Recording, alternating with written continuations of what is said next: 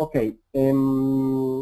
como decía la presentación, actualmente se dice que estamos más que en un cambio de época, en un cambio de paradigma, y mucha gente no se cuestiona o no entiende realmente qué significa un cambio de paradigma. Según Thomas Kuhn en su famoso libro, La estructura de las revoluciones científicas del 62, nos decía que cuestionar los supuestos básicos de la teoría dominante de la ciencia, eso se llama un cambio de paradigma. Entonces, yo utilizo un poco esta hipótesis para cuestionar los conceptos muy básicos del sistema económico, del sistema económico hegemónico, porque sistemas económicos hay varios, como vamos a ver más adelante, y por ahí quiero comenzar. Lo primero que resulta interesante es que ya existe una hipótesis de que las sociedades están gobernadas o fuertemente restringidas, ya sea por factores económicos o factores tecnológicos. Eh, es muy curioso porque muy poca gente realmente ve la moneda como una tecnología, por eso está sobresaltado en rojo. Y nadie cuestiona lo más elemental de los factores económicos. Y eso es un poco lo que quiero hacer ahora, en menos de una hora. Es bastante difícil, pero bueno, por lo menos una pincelada para que lleven la cuestión a reflexionar a sus propias casas. Entonces, podríamos decir que además de cuestionarnos qué es ciencia, deberíamos de cuestionarnos qué es economía. Eh, por favor, la siguiente, Carlos.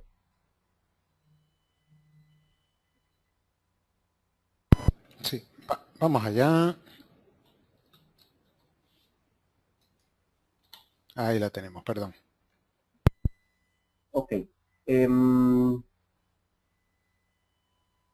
mi primer capítulo de tesis, yo la llamé DAE de Luz Economía. Yo no sé si la gente se acuerda, yo tengo un trasfondo además de haber estudiado economía en la universidad, o finanzas, más que economía, además de haber estudiado finanzas en la universidad, estudié filología clásica, entonces tengo un trasfondo de cultura antigua bastante fuerte. Daedalus es el hijo de, se me olvidó, ¿cómo se llama? Em, bueno, Daedalus a través de la técnica, su papá era quien manejaba la técnica, el papá de Daedalus manejaba la técnica muy bien, y los dioses los encerraron a los dos en una torre para que utilizaran la técnica solo en beneficio, tenerlos controlados y utilizarla solo en su beneficio. Eh, el padre de Daedalus creó unas alas para poder huir de la torre y con la única salvedad le dijo a su hijo que tenía que tener mucho cuidado porque si se acercaba el sol se derretía la pluma de las alas y caía al mar y podía morir. Efectivamente fue lo que sucedió. Daedalus se emocionó, voló muy alto, se derritió la cera y cayó al mar y murió. Y eso es lo que hemos hecho a través de la técnica. A través de la técnica hemos creado un sistema económico que nos está matando a todos. Estamos creando procesos productivos que no van acorde con la vida, pero eso lo vamos a discutir más adelante. Entonces, es muy importante entender el paradigma actual, porque si no entendemos el paradigma actual, no vamos a entender cualquier paradigma otro, sea económico, sea científico, pero estamos concentrados un poco en el paradigma económico. Entonces resulta importante entender el paradigma actual. Eh, lo que hago un poco desde el punto de vista teórico desde el punto de vista metodológico, perdón, se llama análisis interpretativo, que fue una metodología desarrollada un poco por Foucault, eh, que hace un análisis de la historia, de cómo hemos llegado a las instituciones, a las concepciones que tenemos, ¿no? Y de ahí, eso es muy típico de las deconstrucciones epistemológicas clásicas del postestructuralismo, hablando desde el punto de vista filosófico. Podemos pasar, Carlos.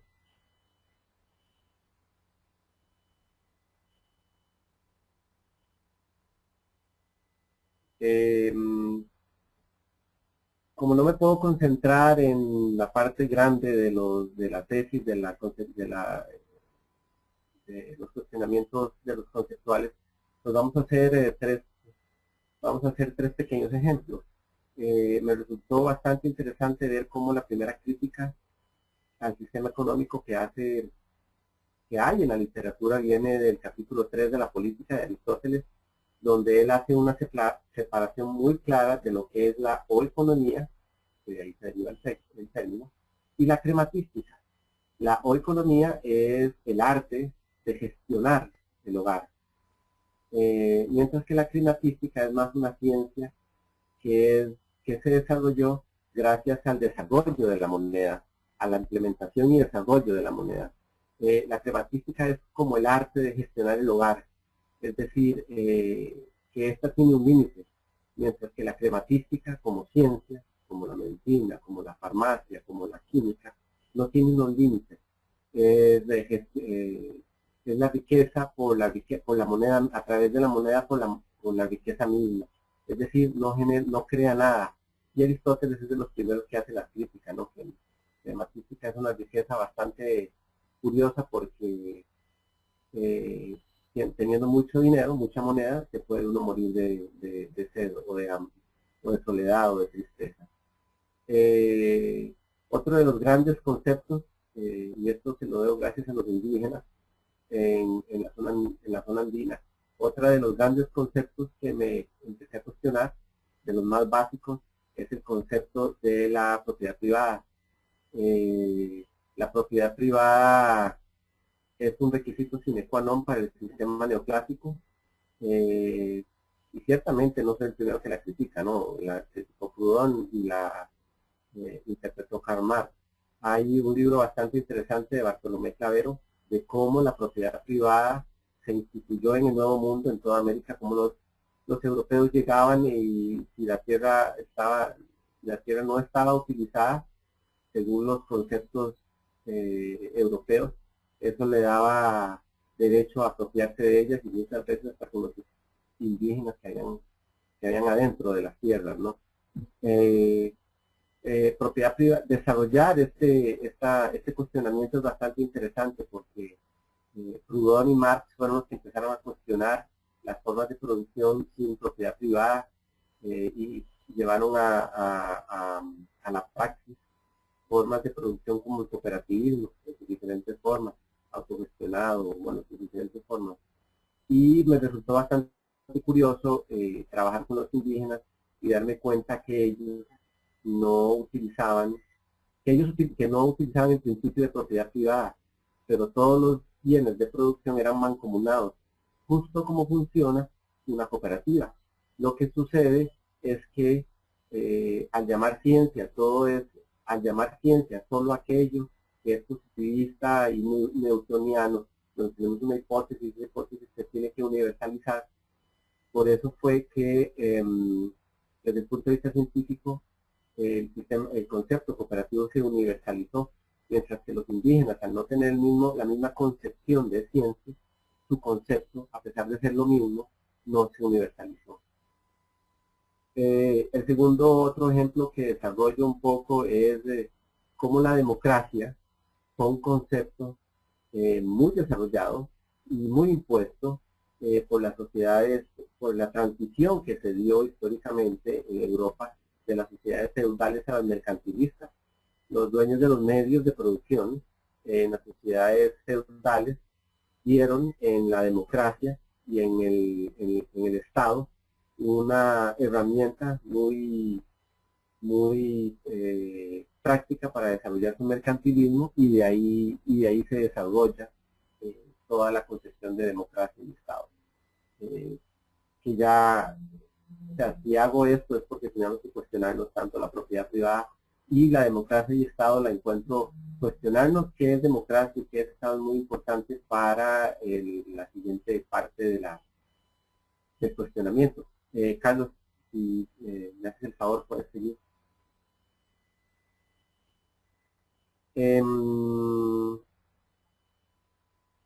la construcción de esta economía que nos está matando a todos, me encuentro que hay una hipótesis que es compartida por muchos teóricos de la economía desde cualquier lógica, ya sea la neoclásica, la marxista, eh, que es la tendencia decreciente de la tasa de retorno, que es una teoría de Marx, que dice que el crecimiento gradual del capital constante en relación al capital variable debe necesariamente conducir a una caída gradual de la tasa general de la ganancia.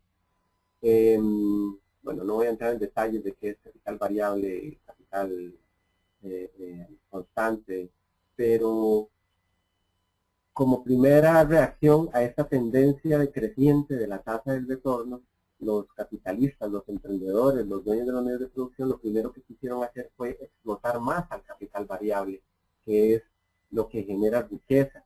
Entre el capital, entre los elementos del capital variable está el ser humano, que es el ser humano es el que al fin y al cabo, por eso el ser humano al fin y al cabo es el que da riqueza. Pero bueno, históricamente hubo una lucha grande con muertos y todo para establecer que el capitalista solo podía explotar al trabajador 8 horas diarias. Históricamente esta tendencia ha seguido creciendo y no es una tendencia que se siente en 3 o 5 o 10 años, sino es más en 20 o 30 años. Y las medidas que los emprendedores o los dueños de los medios de producción han tomado para revertir esta tendencia nos ha llevado a construir este sistema económico actual. ¿Por qué? Porque al ser el Estado, el concepto de Estado-democracia uno solo y la democracia está, a ver cómo explico, los dueños de los medios de producción encuentran en la política el medio necesario para revertir esta tendencia decreciente de la tasa de retorno. Tenemos que ubicarnos históricamente que cuando Marx creó esta teoría, el capitalismo que estaba en auge, en función en ese momento, era un capitalismo mucho más industrial. Ahora estamos pasando a un capitalismo, se llama un capitalismo financiero, algunos lo llaman un capitalismo ecológico. Pero el problema es que los dueños de los medios de producción se han vuelto hacia la política para tratar de contrarrestar esta tendencia decreciente de la tasa de retorno. Entonces la política se ha vuelto un instrumento para la economía. Ya la política ya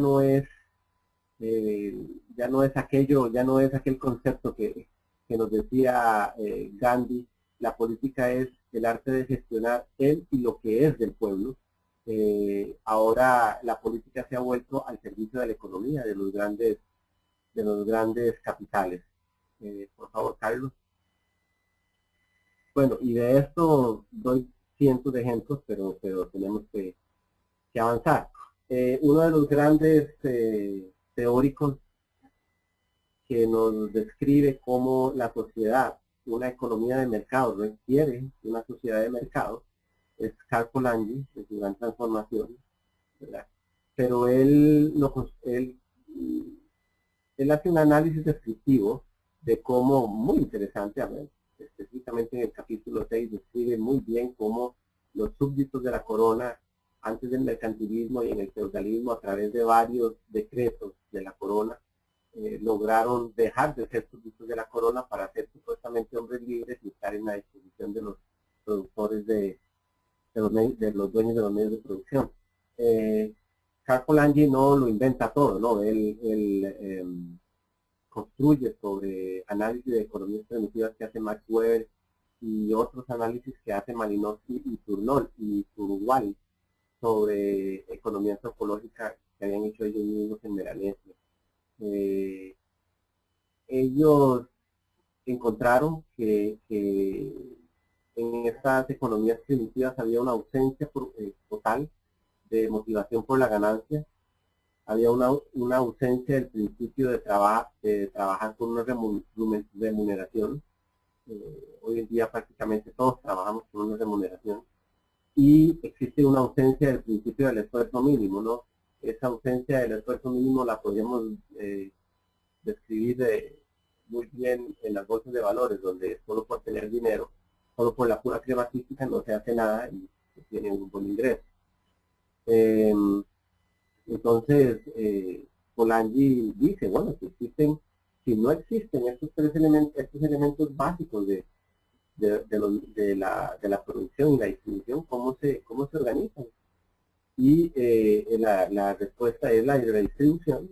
Existe redistribución o sea, económicamente hablando, existe redistribución, reciprocidad y el famoso householding que ya mencionamos de Aristóteles. El sistema, la economía hegemónica actual, que sería la neoclásica, nos ha limitado a hacer economía a nivel personal, a hacer economía solo a través de lo que la moneda nos permite. Y eso ha limitado enormemente lo que es la redistribución y la reciprocidad, que hasta cierto punto intenta rescatar un poco la economía solidaria. Carlos, por favor.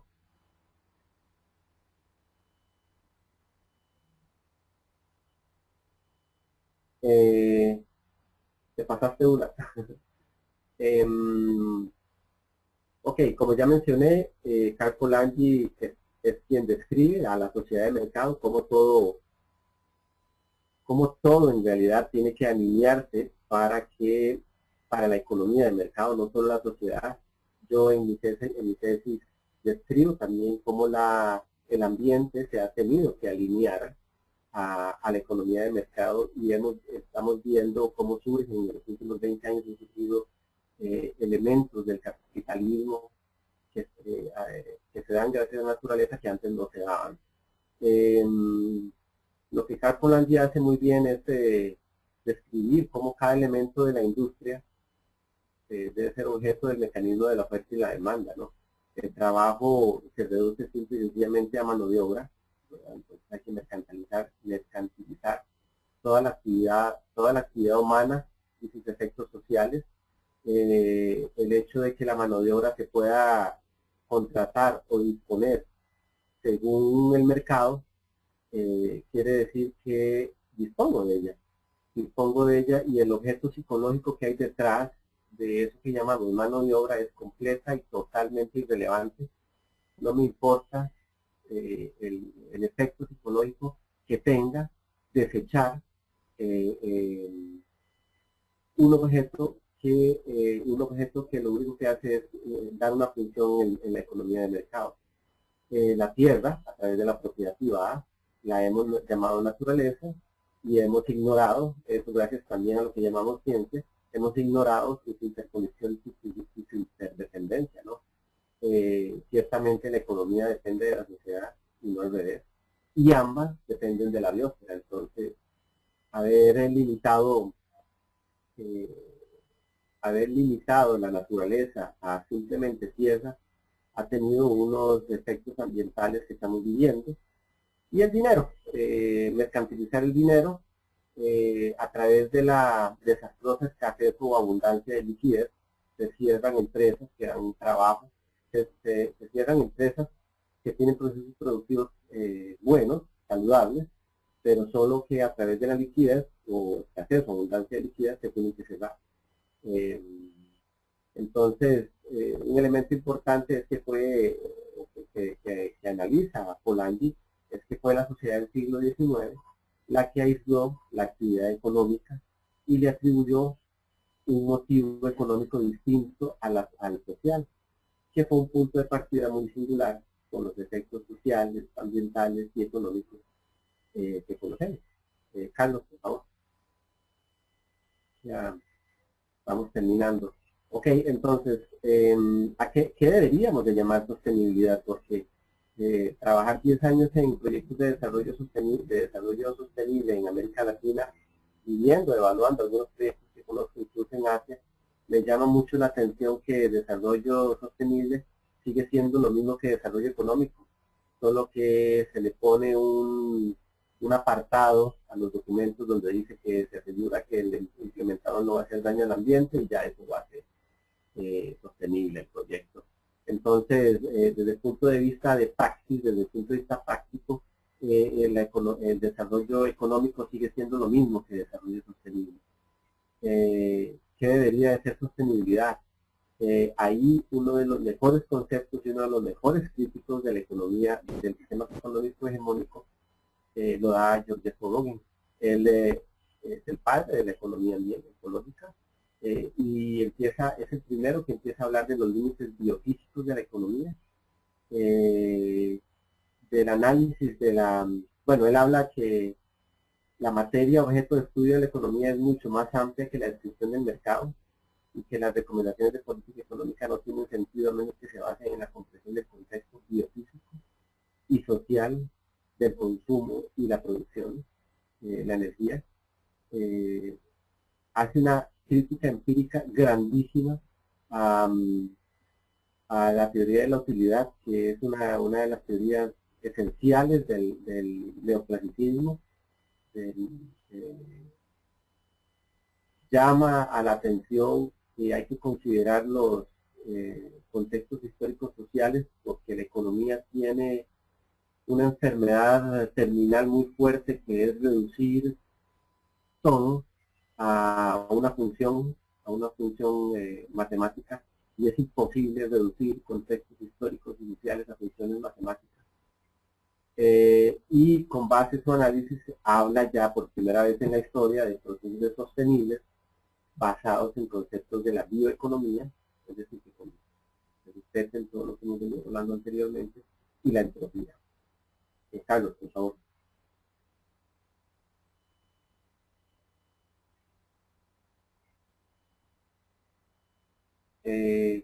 Ok, habiendo hecho una crítica bastante rápida de los conceptos básicos del actual sistema económico, pues me gustaría entrar a hablar de paradigmas otros, es decir, paradigmas económicos otros.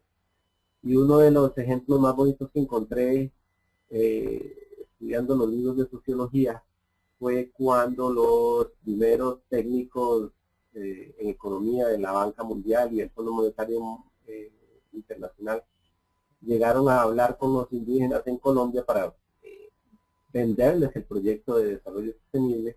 Los indígenas tenían esa necesidad de traducir el concepto. ¿Qué es desarrollo sostenible? Entonces, palabras iban, palabras venían, conceptos surgían y conceptos venían, hasta que por fin los indígenas entendieron que el desarrollo sostenible, como lo veía Occidente, era una concepción netamente completa y netamente una visión material del mundo, una interpretación del mundo a través de lo material, mientras que ellos tienen unos paradigmas muchísimos más amplios. Y fue una de las primeras grandes experiencias que tuve en la zona andina, aprender a interpretar el mundo a través de lo no material, ¿no? Entonces, con esta lógica, se analizan procesos económicos que podríamos decir de éxito porque tienen años de estar funcionando. El primero es el Banco Jack, que es un banco con servicios financieros sin intereses. Suena bastante contradictorio, pero ellos tienen, a ver, no es que exactamente no cobran intereses, sino cobran intereses, hacen un cálculo donde cobran el interés mínimo para cubrir con los gastos operativos y no generan una ganancia por la pura ganancia. Entonces ahí estamos rompiendo el paradigma. Ellos invierten un poco de dinero en la educación de sus miembros. Educación en sistemas económicos, los problemas del sistema económico basado en el interés, en la crematística.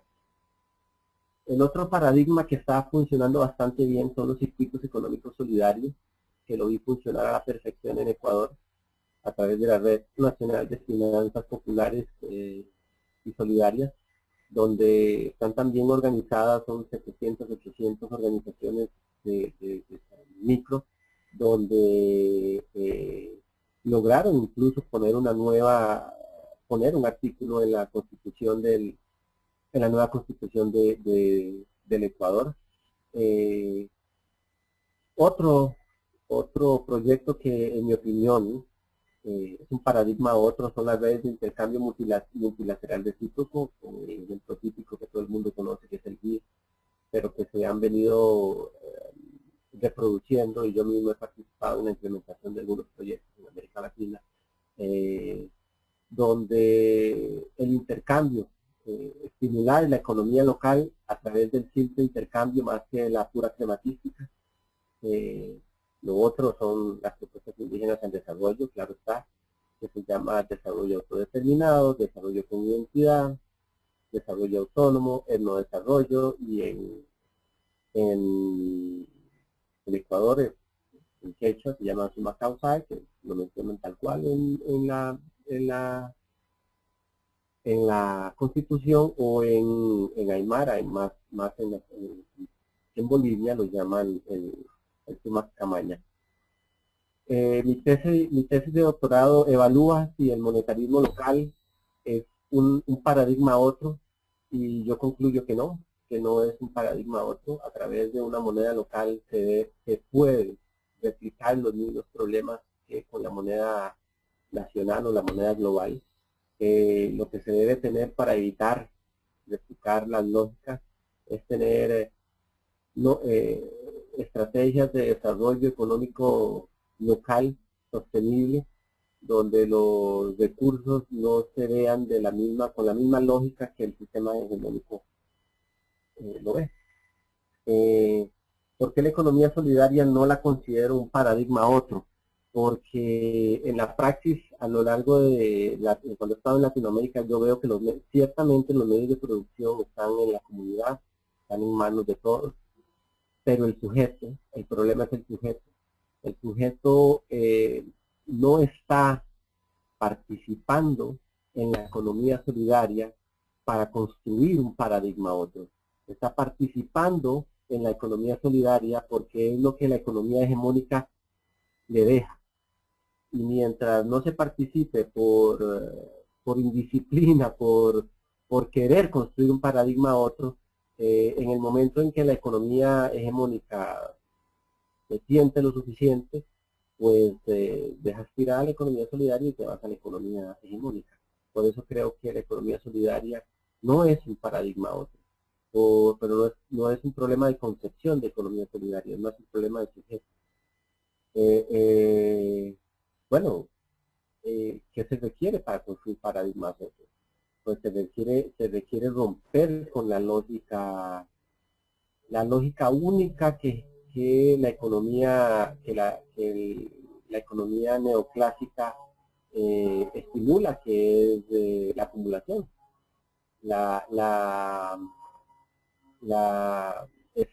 Ese mantra de la independencia de los mercados, ese mantra de la economía de mercado, es para que algunos pocos que están haciendo política a su favor, que quitan y ponen políticos a su favor, sigan y se mantengan acumulando. En el momento en que logremos romper con ese paradigma otro, estamos creando un proyecto de vida diferente. No es que nosotros no podemos pretender acabar con el capitalismo de la noche a la mañana con el sistema neoclásico, no es que apretamos un botón y se acabó el capitalismo, ¿no? O apretamos otro y todo es economía solidaria. Eso no va a suceder jamás. Lo que tiene que suceder es que estos paradigmas otros, cuando los conocemos, los entendemos, cuando sabemos que construyen paradigmas otros, debemos replicarlos, ampliarlos y darles mayor sentido para que cuando hayan crecido lo suficiente, hagan del otro paradigma económico aquel otro que no es sostenible, lo hagan ilógico. Así es como tenemos que construir una economía sostenible a través de paradigmas otros. Carlos, ¿puedes seguir adelante, por favor? Ya vamos terminando. Algunas implicaciones para la construcción de economías otras más sostenibles. La primera implicación es no deberíamos de llamar ciencia solo aquella newtoniana, positivista y determinista, solo porque los indígenas no documentan o tienen el mismo proceso de validación de sus teorías o de sus hipótesis, no quiere decir que no sea ciencia.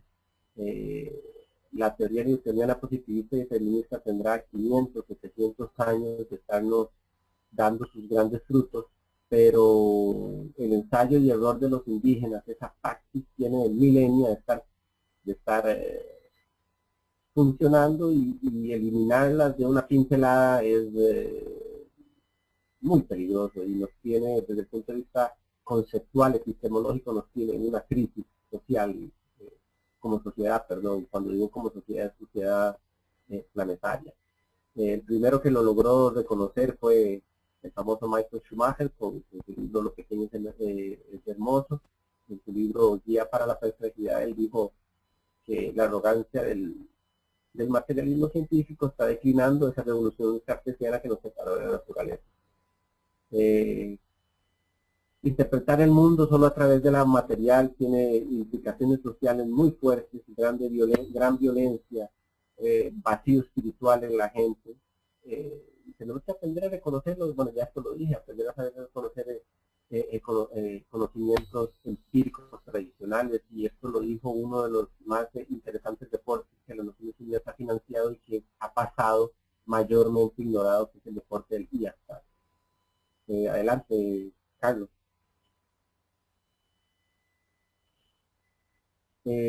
Bueno, ¿qué es economía? Yo creo que, como cualquier sistema, debería estar en función de crear vida, en función de la sociedad y de crear vida, ¿no? Que la economía social no es algo tautológico como está construida actualmente en la práctica. Como lo dije, la economía depende de la sociedad y ambas dependen de la biosfera, ¿no? Mi hipótesis es que el actual sistema hegemónico, o sea, el sistema capitalista, no es realmente un sistema económico, es más un sistema de valores que está muy bien implementado en la psique del sujeto, y es un sistema que depende de la doble moral, en lo cual no quisiera entrar porque me alargo más de lo que estamos planeados. Si la política, otra de las implicaciones es que si la política está en función de la economía, entonces ¿para quién se está legislando? Bajo qué interés, bueno, como ejemplo, bajo qué intereses se construyó toda la legislación de comercio internacional. Toda la legislación de comercio internacional, no hubo un solo campesino que tuviera que ver, y si alguien tiene una duda podemos preguntarle a Vía Campesina, porque la legislación internacional de comercio internacional la hacen las grandes transnacionales. Es que existe un principio que se llama de equivalencia, no sé si es así en español, equivalencia sustancial, substantial equivalence, donde dice que un material, el material biológico y el mismo material creado de forma artificial tienen exactamente el mismo valor, y cuestionar si ese valor le puede implicar a usted gran cantidad de demandas, ¿no? Todo eso es lo que en Estados Unidos llaman la corporocracia, y de ese principio de equivalencia sustancial, que no sé si se dice así, dependen grandes empresas como por ejemplo Monsanto. La violencia del sistema económico, hay una violencia social, hay una violencia institucional, hay una violencia conceptual. Nadie se cuestiona 200 años de banca centralizada. Entonces cuando una comunidad quiere desarrollar su propia moneda para estimular procesos económicos locales, hay una violencia institucional, conceptual, que te dicen que no, que es prohibido. Entonces, ¿para quién y a qué costo estamos construyendo economías locales si los grandes conceptos de la economía nos vienen impuestos, ¿verdad? De lógicas que interesan a algunos pocos y no a todos. Adelante, Carlos, por favor, ya para terminar.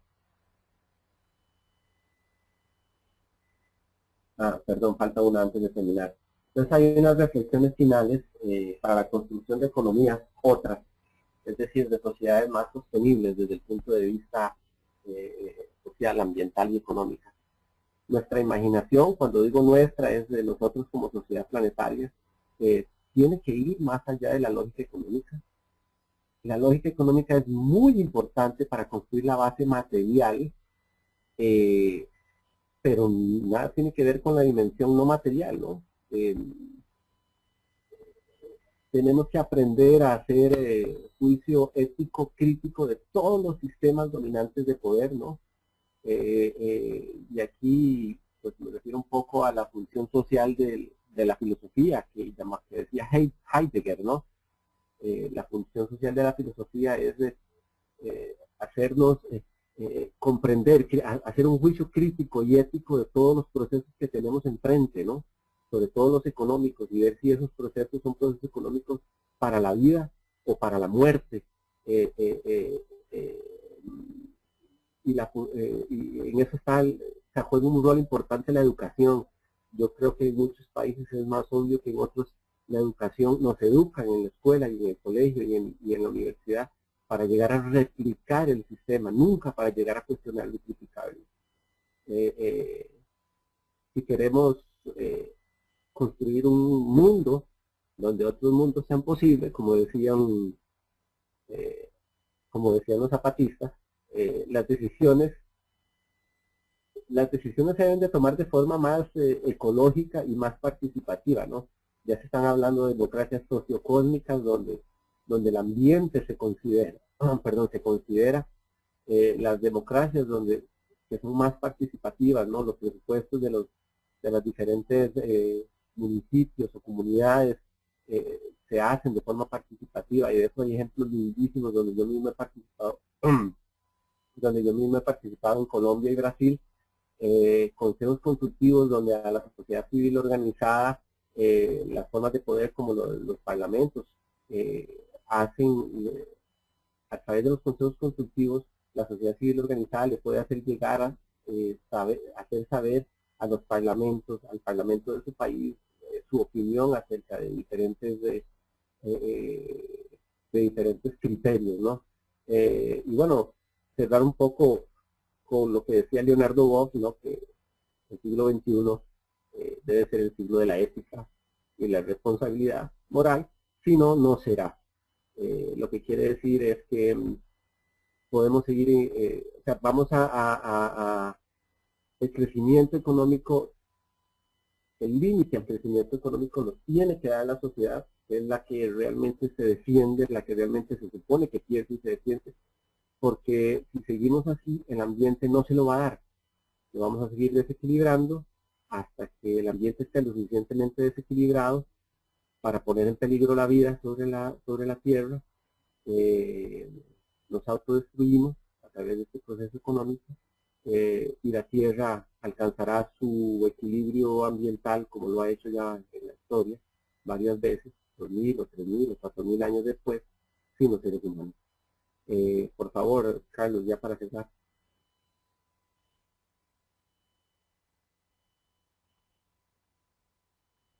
Ok, ¿cuáles son mis 5 propuestas? Después de haber hecho este rapidísimo análisis interpretativo, mis 5 propuestas para cambiar la economía es, bueno, ahí falta una tilde, daría a conocer más a fondo la relación del daño socioambiental y la lógica económica neoclásica en la educación formal universitaria.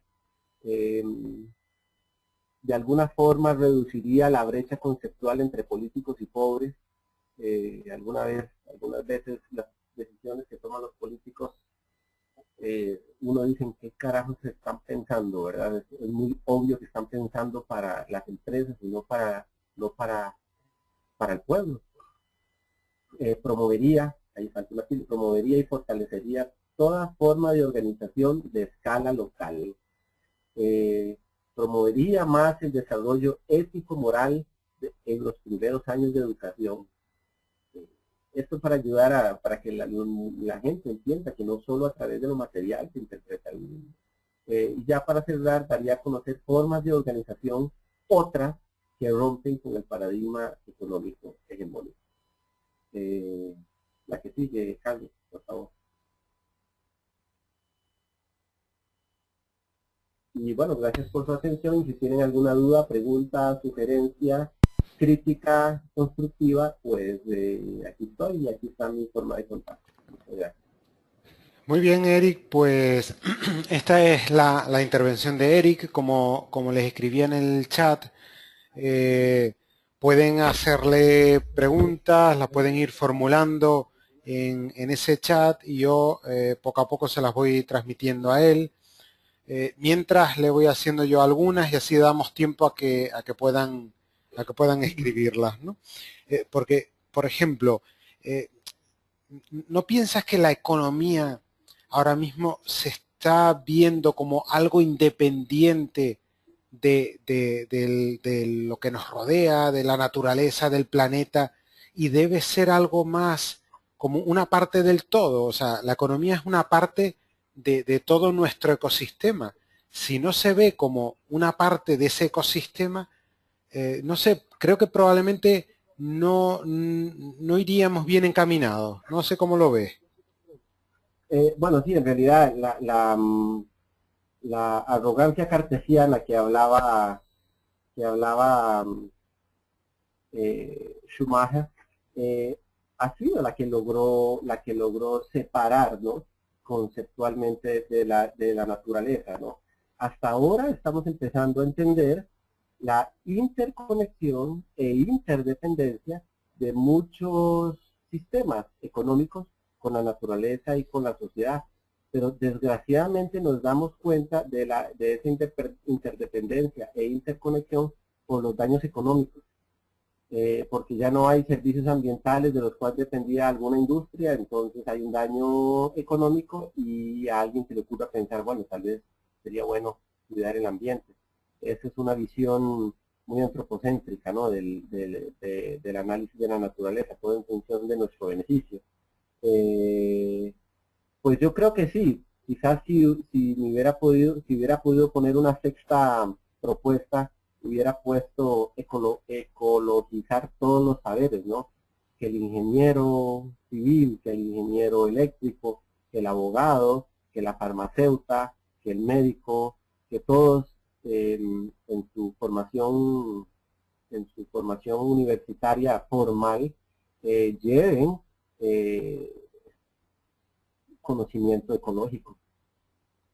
Claro, es que lo decías un poco antes, eh, quizás esos pueblos indígenas, esos pueblos que no están, entre comillas, contaminados de nuestra economía, que falla, ahora mismo falla, ellos eran sostenibles, ellos funcionaban bien, por regla general, todos vivían mm, al menos con un nivel mínimo de calidad de vida.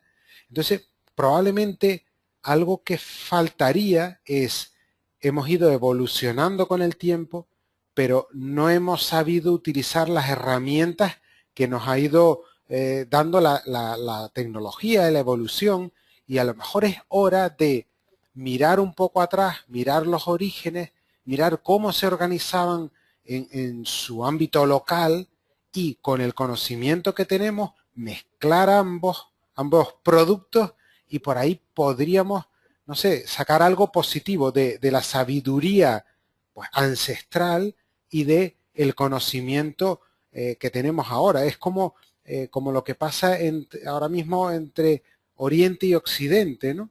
Quizás Occidente, bueno, mucha tecnología, estamos por encima de todo, somos los mejores.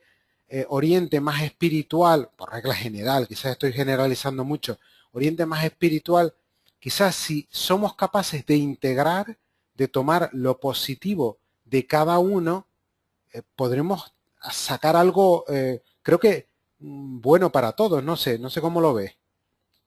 Mira, Carlos, eso que estás trayendo a colación es bastante interesante, porque el problema es que hemos construido una sociedad con una lógica única, que es la lógica del mercado.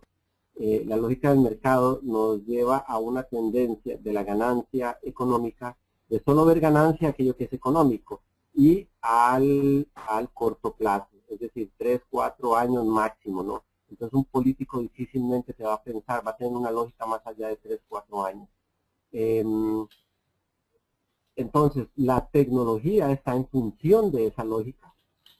cuando yo decía la función social de la filosofía de Heidegger es tomar cualquier proceso y analizarlo desde un punto de vista ético-crítico. Entonces, por ejemplo, cuando los indígenas están sembrando maíz en México, por ejemplo, ellos no, ellos están haciendo todo un culto a una diosa, a un dios. Cuando están recogiendo el maíz y la siembra ha sido buena, es toda una festividad que estimula los procesos sociales, que ayuda a la cohesión familiar. Y tú traes un economista neoclásico y ve el sistema de producción y lo que ve es una fábrica al estilo Ford incompleta. Eh, eh, entonces, ese es el tipo de análisis que tenemos que hacer. A mí una vez un indígena en Ecuador me dijo, yo sí quiero el tractor, yo sí quiero el tractor y la computadora, pero no porque me hacen más rentable y puedo explotar más la tierra, sino porque me permiten trabajar menos y dedicarme más tiempo a mi familia y a compartir en el fuego, a la luz de las estrellas y hablar con mi gente y contarles de la cosmovisión. Entonces, ese es un análisis ético crítico de la tecnología. Y eso tenemos que hacerlo a todo nivel. No lo estamos haciendo como sociedad. Ok, Silvia nos hace una pregunta. ¿Os sentís escuchados desde el arrogante hemisferio norte? Pregunta, desde el hemisferio norte, quizás ahí está parte de la transición a un nuevo paradigma abrazado con la mirada y escuchativa al sabio sur. Sí, Silvia, es que ahora mismo ya Eric te contesta, pero es muy curioso porque hace no mucho tiempo yo hablaba con una persona que me decía, bueno, lo que ahora es el hemisferio norte muy desarrollado, muy quizás un poco prepotente, poco a poco va a ir ese centro de atención va a ir bajando al sur y volviendo a mirar, pues lo que tú dices, ¿no? Esa sabiduría del sur que a lo mejor por otros motivos, que sería largo a lo mejor explicar, no ha llegado a poder tener esa tecnología, no ha podido llegar a los medios, pues que ahora pueda llegar, no sé, que se vaya moviendo el centro de atención del norte al sur, ¿no? Y ahora ya te dejo, Eric, perdón, estoy acaparando yo mucho. Bueno, en realidad, Carlos, yo creo que lo importante no es, sí, ya es la de la pregunta, ¿cierto? Sí, te la repito, que si os sentís escuchados desde el arrogante hemisferio norte, quizás ahí está parte de la transición hacia un nuevo paradigma, abrazando con la mirada y escuchativa al sabio sur. Eh, bueno, Silvia, yo creo que no es el arrogante norte y el sabio sur. Eso es polarizar el conocimiento y reducir la realidad a solo dos elementos. Em, yo creo que lo importante es que el norte se abra y permita otros paradigmas y que el sur entienda que el suyo no es el único.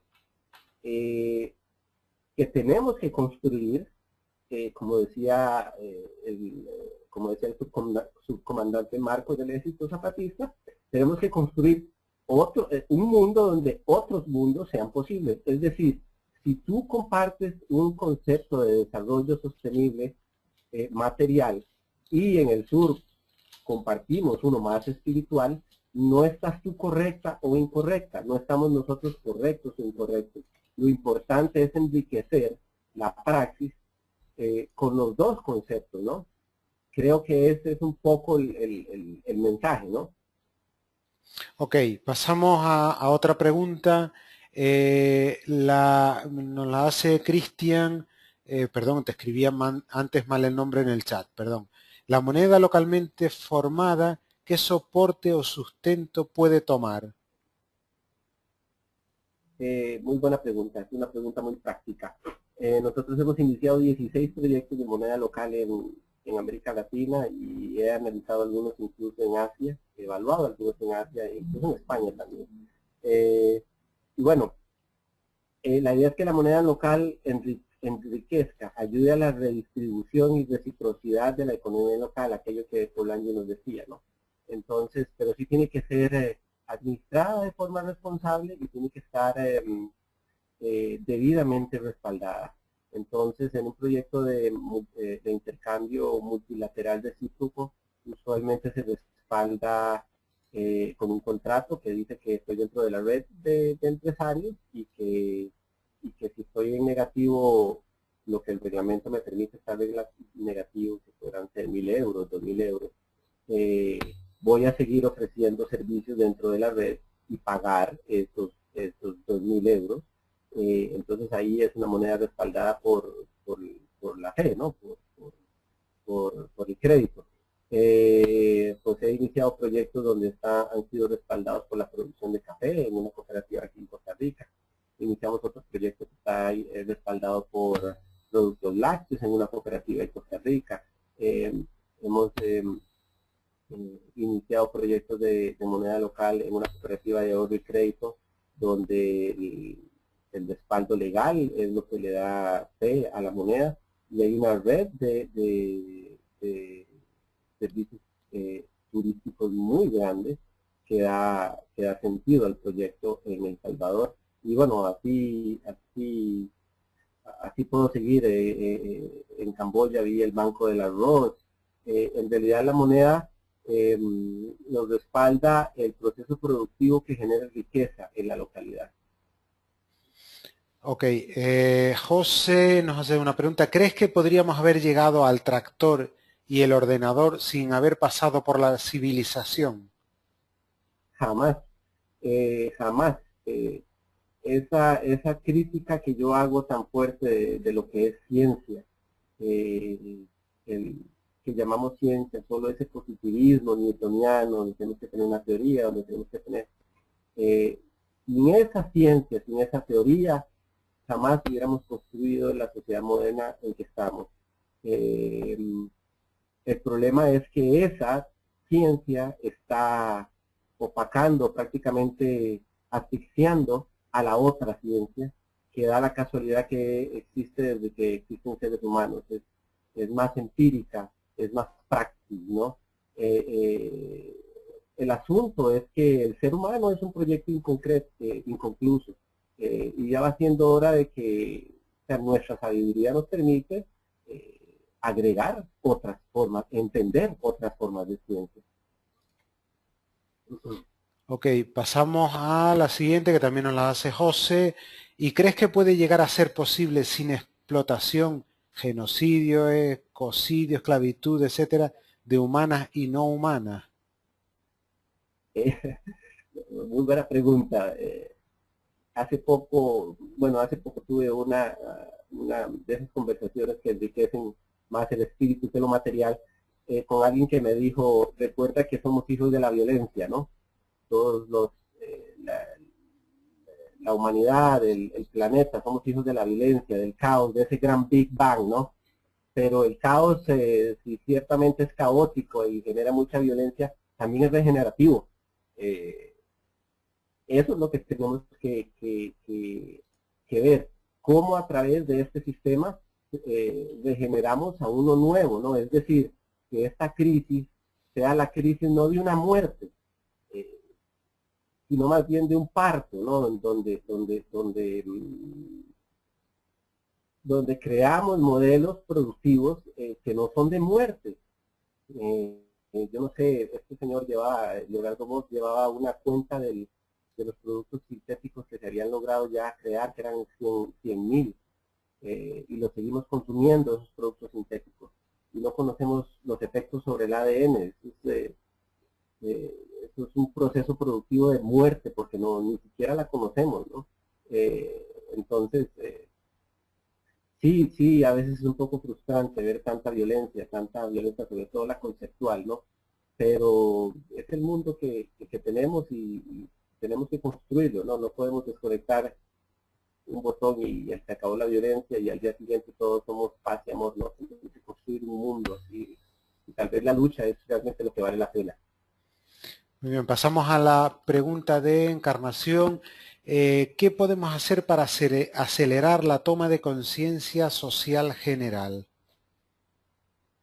Muy buena pregunta. Yo siempre recomiendo buscar los proyectos de tu localidad, los más inmediatos a ti, y utilizarlos, darles sentido. Muy bien lo dice el dicho, yo no puedo cambiar el mundo. Y eso yo me lo repito todos los días como un mantra. Yo no puedo cambiar el mundo, pero puedo cambiar esa parte del mundo que soy yo. Entonces, alrededor tuyo tienen que haber proyectos que rompen con la lógica, proyectos que estimulan la reciprocidad, la redistribución, la solidaridad. Búscalos y darles sentido, utilízalos. Eh, es la única forma de construir un paradigma otro. Ok, y por último tenemos la pregunta de Pepa. La construcción de un nuevo paradigma debe ser inclusivo y abrirse a lo mejor de de todos los conceptos, pero ¿qué podemos hacer respecto a los mercados? Bueno, o sea, es la misma respuesta del anterior. Podemos, entre más consumamos a nivel local, más estamos estimulando los procesos productivos. La lógica de acumulación del mercado es increíblemente fuerte, increíblemente violenta, pero somos nosotros. Como dije, el ser humano es un proyecto inconcluso y nosotros somos los que les damos lógica a ese, a ese paradigma a otro. Te doy un ejemplo muy claro. La economía de mercado depende mucho de la energía, de la gasolina, de la electricidad. Y yo, teniendo carro, yo tengo automóvil, podría ir a dejar a mi hija al kinder e irla a recoger todos los días en carro. De hecho, es muy poco, implicaría, desde el punto de vista económico, implicaría muy poco, pero desde el punto de vista ambiental es un costo grande. Entonces yo voy, la voy a dejar y la voy a recoger todos los días en bicicleta. Muchas veces es muy frustrante porque uno tiene que construir su realidad con lo que puede, más que con lo que debe o con lo que hay. Entonces, me recuerdo que cuando regresé a vivir a Costa Rica, yo venía con toda la intención y con todos mis ahorros a comprarme un carro eléctrico. Cuando me di cuenta que había un 120% de impuestos para los carros nuevos, choqué con la realidad y me di cuenta que no podía y me tocó comprar un carro de combustible, de combustión interna. Entonces todos los días evalúo qué puedo hacer, qué no puedo hacer para ir en contra del mercado, ir en contra de esa lógica única. Bien, Silvia nos hace otra pregunta. En mi comunidad hemos desarrollado un banco de tiempo. Ahora hay un grupo que queremos desarrollar además una moneda local. Sin embargo, parte de la comunidad cree que esta no será útil. ¿Qué piensas? Mira, además ahí le uno una pregunta mía, un comentario mío. Yo también di ese paso y se creó un banco de tiempo con moneda local, todo mezclado, o sea, que podías utilizar los dos tipos de monedas. Y curiosamente que yo pensaba, wow, va a ser un boom, va a ser muy llamativo, pero se ve que es atractivo para la gran mayoría, pero cuesta utilizarlo. Entonces ahí está muy bien lo que comenta Silvia, porque claro, ¿cómo haces que esa moneda o ese banco de tiempo sea útil, sea interesante para muchos y tenga vida, ¿no? Sí, mira, la respuesta es bastante, bastante, o sea, no es una respuesta fácil, o sea, no es una fórmula a seguir y que todo quedó resuelto, porque con un banco de tiempo que, que evoluciona a una red de intercambio con moneda, lo más importante, más importante es que la gente entienda que está creando una economía otra, una economía local más sostenible.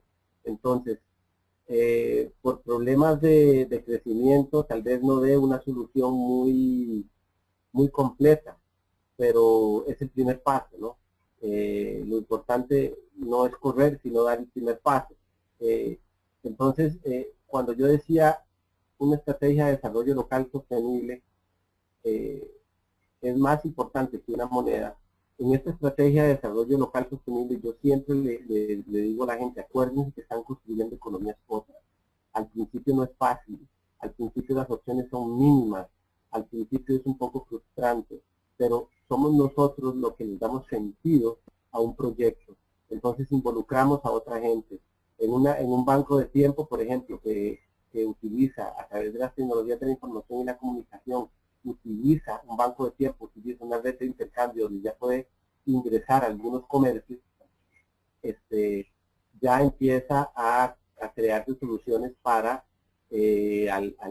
algunas necesidades económicas, ciertamente no para todas, ¿no? Jamás vas a poder pagar una Coca-Cola o la tarjeta de crédito o el servicio, bueno, sí lo hemos logrado el servicio de agua, luz y teléfono con una moneda alternativa, pero es muy difícil, es la construcción de una economía a otra, eso hay que comenzarlo ayer y hay que comenzarlo con responsabilidad y hay que comenzarlo con las razones correctas, que es lo más importante.